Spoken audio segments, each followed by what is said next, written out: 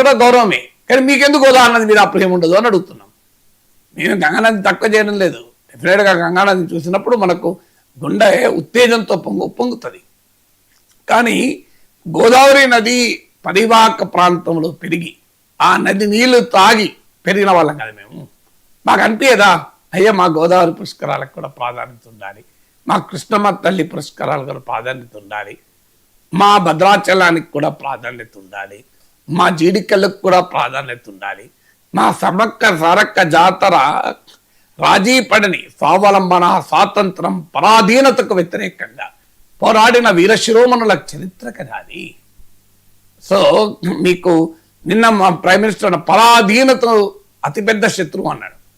So Sammakka Sarakka జీవితం అదే కదా,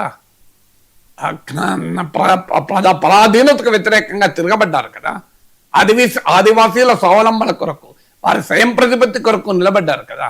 ఇప్పటికీ ఆదివాసీ భూములు దురాక్రమణ గురవుతుంటే, ఆదివాసీ సంస్కృతి నాశనం అవుతుంటే, ఆదివాసీ భాషలకు గుర్తింపు లేకుండా ఉంటే, ఆదివాసీ సంస్కృతి సాంప్రదాయాలకు విలువలేని రోజుల్లో ఆదివాసీ సమాజాల్లో పుట్టిన ఆడబిడ్డలు సమ్మక్క సారక్క కోట్లాది భారతీయుల భక్తి ప్రవృత్తులతో చేసే పూజలు అందుకుంటున్నారంటే ఇది ఆదివాసీ సంస్కృతికి చెయ్యెత్తి మొక్కడం కదా.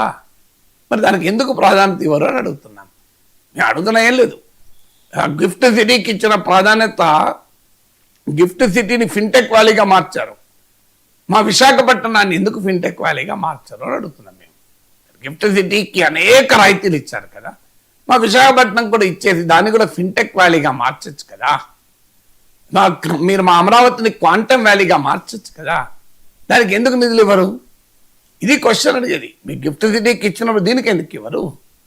మీకు సబర్మతి ఫ్రంట్ను డెవలప్ చేశారు నరేంద్ర మోడీ, చాలా గొప్పగా డెవలప్ చేశారంట. నేను చూడలేదు, నాకు తెలియదు కానీ పత్రికలో చదివాను.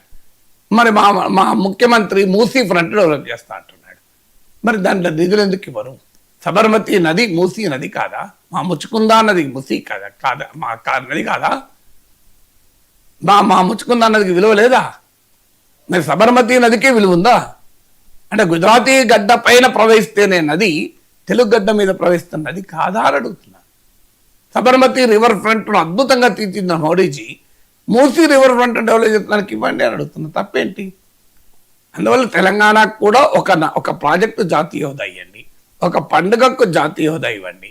మళ్ళీ ఆస్కార్కు సినిమా రికమెండ్ చేయాలంటే మళ్ళీ గుజరాతీ చెల్లో షోనే వెళ్తుంది, మా త్రిబుల్ ఆర్ వెళ్ళదు. అయినా మా త్రిబుల్ ఆర్, మా రాజమౌళి ప్రపంచాన్ని దున్ని అంతర్జాతీయ సినీ పండుగలను దేదీప్యమానంగా వెలుగొందించి భారతీయులు గర్వకారణంగా నిలిచాడు మా రాజమౌళి. కానీ మా రాజమౌళినో మీరు రికమెండ్ చేయరా? ఏం చేయాలి? మా జక్కన్ననో మీరు గుర్తించరా? ఆస్కార్ గుర్తిస్తుంది, ప్రపంచం గుర్తిస్తుంది, కానీ మన దగ్గర మన కేంద్రమే గుర్తించదు. మా కేంద్రానికి మళ్ళీ ఆస్కార్కు నామినేట్ చేయాలంటే చెల్లో షోని గుర్తిస్తుంది. గుజరాతీ సినిమా అది ఎక్కడ ఉందో ఎవరికి తెలియదు, ఎవరు పట్టించుకోలేదు. ఇది నిజం కాదో చెప్పండి. ఇప్పుడు రాజమౌళికి ఎందుకు రాలేదు, నాట్కి ఎందుకు వచ్చింది? ఎందుకంటే it was not officially nominated film triple R. చాలా మంది తెలియదు ఇది. Triple R is not officially nominated by government of India for Oscar. Officially nominated film triple R కాదు, చెల్లో షో, గుజరాతీ ఫిలిం. అందుకే మన రాజమౌళికి అదృష్టం దక్కలేదు, నాట్కు దక్కింది.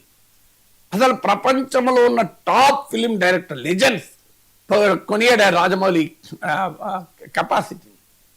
అంతటి గౌరవాన్ని తెలుగు జాతికి తెచ్చిచ్చినటువంటి కళాకారుడు కదా రాజమౌళి. మరి ఆ చెల్లో షోకు దక్కిన గౌరవం, ప్రభుత్వం ఇచ్చిన గౌరవం ఎందుకు త్రిబుల్ ఆర్కి ఇయ్యదు? అంటే త్రిబుల్ ఆర్ కూడా పాన్ ఇండియా సినిమా కదా, కానీ మా తెలుగు బిడ్డ అయినటువంటి విజేంద్ర ప్రసాద్ కథ రాస్తే, మా తెలుగు బిడ్డ అయిన రాజమౌళి దానికి దర్శకత్వం వహించడమే నేరమా? అదే ఆయన హిందీ వాడై ఉంటే ఇప్పటికి బ్రహ్మాండంగా వచ్చేది. ఎందుకుంటుందో అని అడుగుతున్నాను. సో వీటికి కనీసమైన ప్రశ్నలు కాదా అంటున్నా. అందుకే ఖచ్చితంగా సమ్మక్క సారక్క జాతరను జాతీయ పండుగ గుర్తించాలి. భారత జాతి అంటే ఒక్కటి కాదు. అందుకే మన జనగణమన ఒకసారి చదవండి. మీకు అది దాంట్లో నుండి గుజరాత్, పంజాబ్, సింధు, మరాఠా, ద్రావిడ, ఉత్కల, వంగా ఉంది కదా. గంగా యమున అంటాం కదా, మన ఒక్క నది అనం కదా.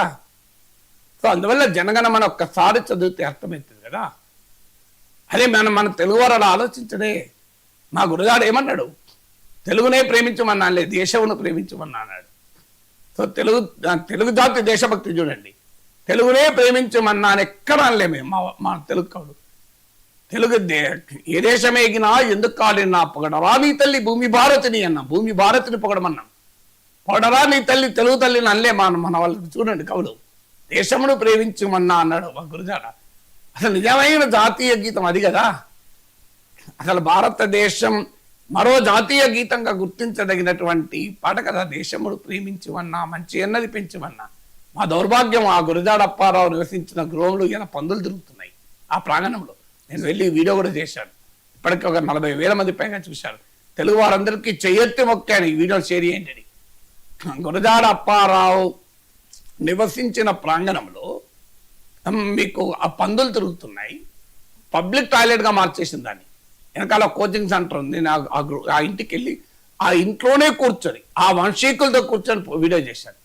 పక్కన వెనకాల మీకు కోచింగ్ సెంటర్ వాళ్ళంతా ఇంటర్వెల్ వచ్చి ఇక్కడ పబ్లిక్ టాయిలెట్గా వాడుతున్నారు.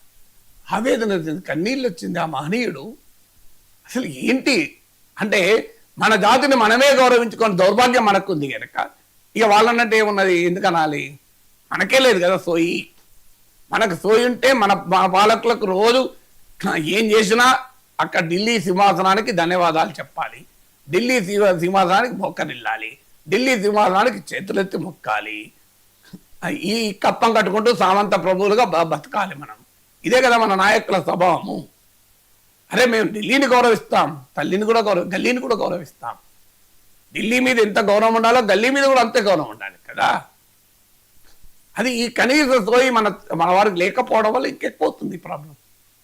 అందువల్ల ఈ మేరకైనా రేవంత్ రెడ్డి రిక్వెస్ట్ చేశాడు, తెలుగు జాతి ముక్త కంఠంతో సమ్మక్క సారక్క జాతరకు జాతీయ హోదా ఇవ్వాలి అని అడగాలి మనం.